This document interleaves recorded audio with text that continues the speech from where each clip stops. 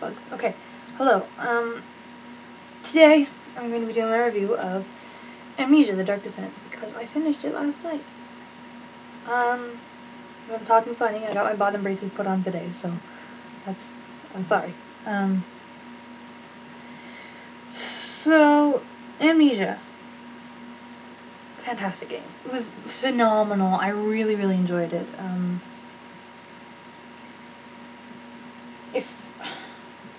I'm going to try to not give any spoilers, but I am going to discuss the ending and the endings and the plot. So if you don't want to hear any of that, just go play it first, or don't watch this, or don't yell at me for spoiling it. So in this game, you wake up and you're a character named Daniel. You wake up and you can't remember anything. You're unarmed. You don't have any weapons. You have no way of fighting back. The only thing you can remember is that something, you can remember your name, your hometown, and that something is chasing you and you need to get the fuck away from it. You go through the game, you solve puzzles, you find diaries and whatever, and through these diaries you learn that Daniel is an archaeologist. He has a sister named Hazel, who apparently was very sick growing up. These are just irrelevant little, like, backstory things. And that his dad was an artisan who apparently beat him. I don't know. That's not important at all. I don't think it is. Anyway. So you find the diaries that explain why you're there and what's going on. The first diary you find tells you that you made yourself forget everything, for whatever reason, the reason you learn later on. It says you have to go kill this guy named Alexander. He's in the inner sanctum. It doesn't explain why, but you figure that out too.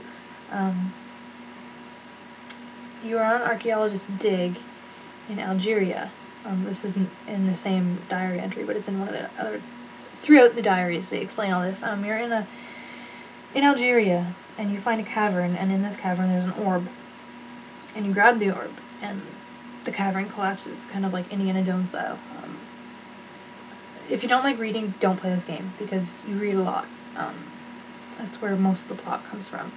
But you find this orb, cavern collapses, and you end up passing out. You're digging with this man named Professor Herbert and his team, and they end up getting you out, and you have like these shattered remains of an orb in your hand.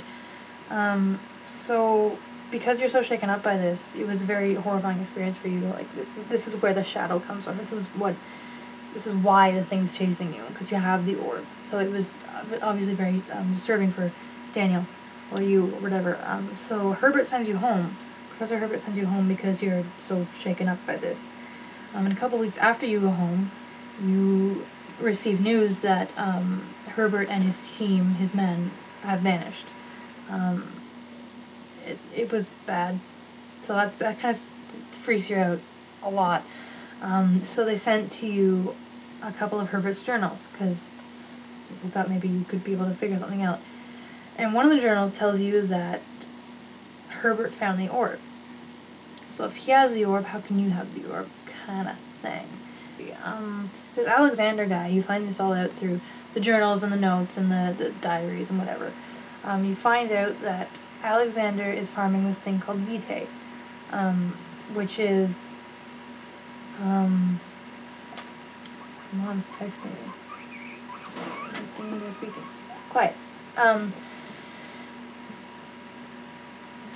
Vitae is produced in the blood of a subject who is being tortured or scared or horrified or, whatever. Which is kind of like, I thought, oh, this is just Alexander doing this, I can get my Vitae.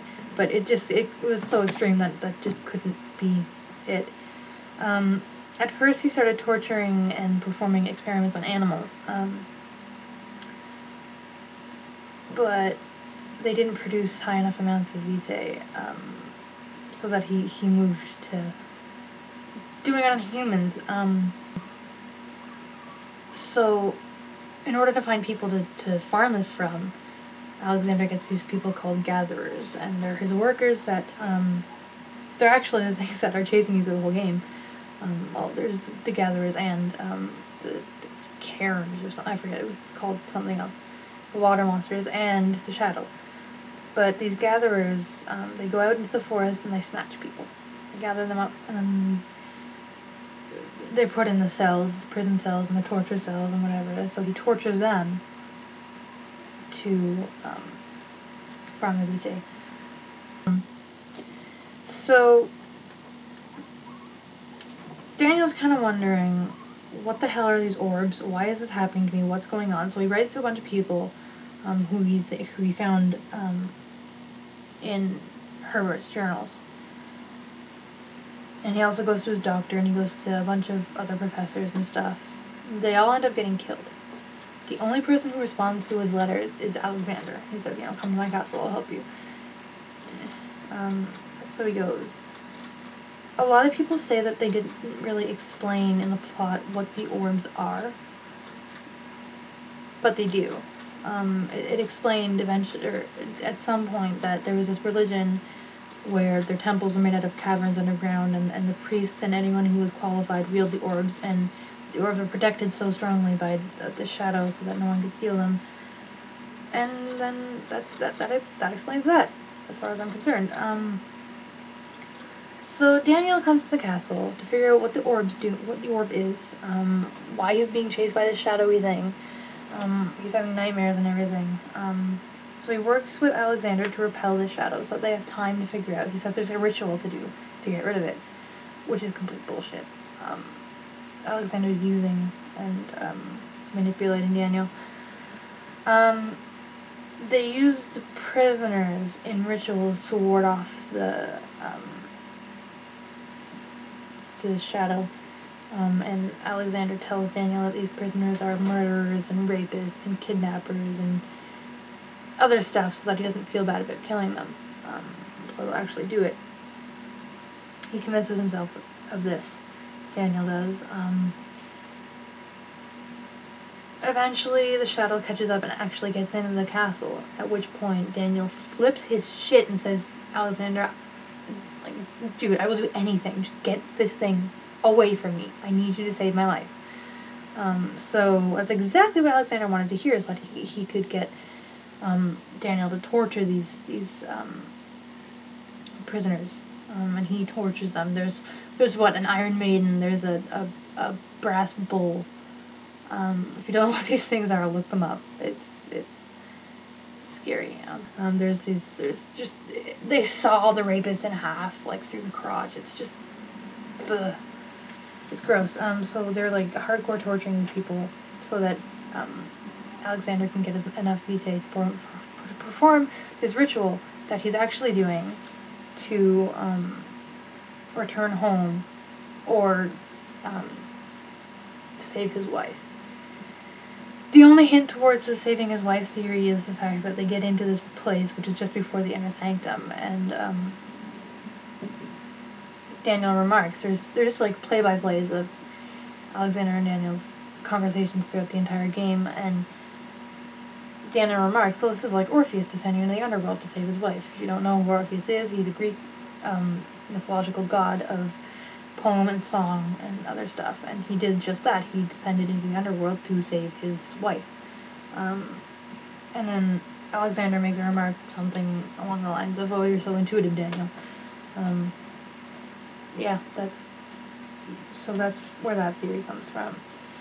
So that's why Alexander's doing his ritual and not to help Daniel. Daniel's just kind of there. Just before the end of the game, you meet this guy named Agrippa, who's being held in a quote-unquote dead husk in the basement. It's kind of creepy. So he is down in the basement. He's kind of gross looking. He taught Alexander about the orbs, and they worked on researching them together because they're both kind of from the same place, the same other world, I think. I'm not sure. That's where it gets confusing. He tells Daniel a lot about not only Alexander and his ritual, but about the orbs and the castle and the religion and everything. So that's really cool. This guy named Wilhelm came up with this concoction, and it will make it able, basically, for for Daniel to chop off Agrippa's head and bring it with him into the inner sanctum and chuck it into the portal, which will not only screw up Alexander's ritual, it will also save Agrippa. So that's cool. So you do that, and the reason you forgot everything or you drank the Amnesia tonic, was because you realized that these people you're torturing are innocent people, and you feel so bad. You feel like you've become worse than the things that you thought they were when you were torturing them, and you can't deal with that, so you drink the Amnesia tonic to forget it. That's after you realize that Alexander used you, and you're pissed. You just want to kill him. So the ending. I'm talking about the ending. If you don't want to see it, if you don't want to hear it, just leave. Go play the game. It's good. There's technically 4 different endings you can get. The first ending you can get is, near the ending you get abducted by 3, gatherer things. Dog's barking downstairs. I'll be here in a second. So Alexander they put you in a cell, and Alexander is talking to you telepathically and says, stay in that cell, wait. And if you do that, you can do that. And if you do, you get killed by the shadow, basically. Or you can break out of it, and then the 3 main endings. I got the quote-unquote good one, where you take Agrippa's head, you give him the concoction, you take his head, and you stop the ritual by means of chucking Agrippa in the portal and screwing it up for him. You end up dying. Alexander ends up dying. But you end up going to something like heaven. You see stars and blue lights and whatever, and Agrippa's talking to you, and he's talking to Wilhelm too. He says, "See, Wilhelm, look, he's such a good boy. He deserves so much more than this." And he says, "Don't worry, Daniel, it'll be alright." And I like it. It was really, really nice. I did enjoy it a lot. My teeth hurt. The second ending, or I guess technically the third ending, you can get is called, like, the revenge ending or whatever, where you go in and there's these 3 pillars around the portal, which are kind of doing their thing, making the portal. They, you can knock them over, which ends the ritual, and then you walk out of the castle. It kills Alexander. You walk out of the castle saying, "Oh, you gave them Alexander, so the shadow kind of is leaving you alone," sort of thing, and you got your revenge. You don't care about anything else. You got your revenge. Now you can die a quote-unquote innocent man. And so that's a good ending. The next ending is called the bad ending, where you go into the inner sanctum during the ritual and you don't do anything. The ritual gets completed. Alexander goes into the portal, and basically a shadow, and another theory is that the shadow and the souls of the people that you were torturing come and they kill you and you die, and that's the end of the game. It's just shitty. Altogether, it was a very good game. I really, really did enjoy it. So it was very good. It was scary. The endings were good. They were cryptic, but they were good. Why are there beetles everywhere? Beetle. Can't see it. It's crawling away. Oh no, I heard him.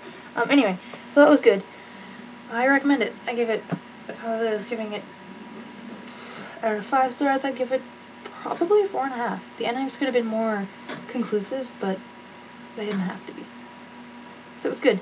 So, subscribe, comment, do whatever. Go play the game. I'm going to be going and probably buying Penumbra today, which is actually done by the same people who did Amnesia. So I'll be doing that. I might continue my Silent Hills review, description, whatever series today with Silent Hill 2, which will be a long video, so prepare for that. This has been 15 minutes. I shortened it from half an hour to 15 minutes. Cool! This is my second time doing it. Anyway, I'm rambling, making it longer, so I'm gonna go. Enjoy your gaming, enjoy your reviews, go play Amnesia. It's good. Bye! Where's the off button? There it is.